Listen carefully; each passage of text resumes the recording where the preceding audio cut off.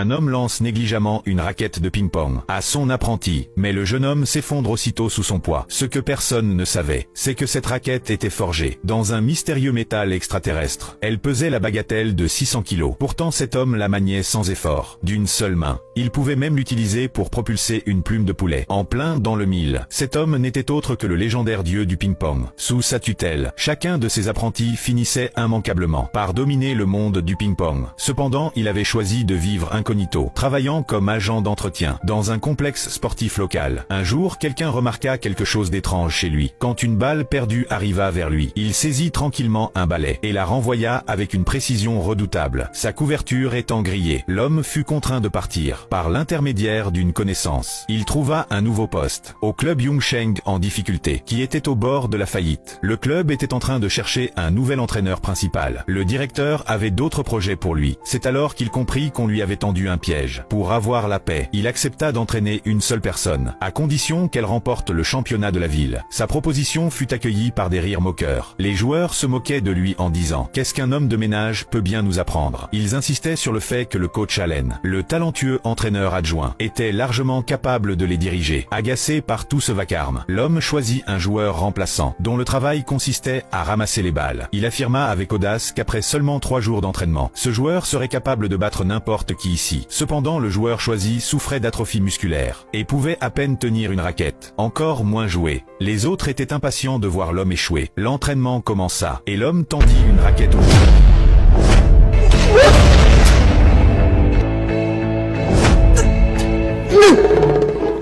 C'est alors qu'il réalisa que la raquette pesait 1 tonne. Il l'échangea rapidement contre une plus légère, que le joueur peinait quand même à soulever. L'homme arracha alors une plume de poulet et la lança en l'air.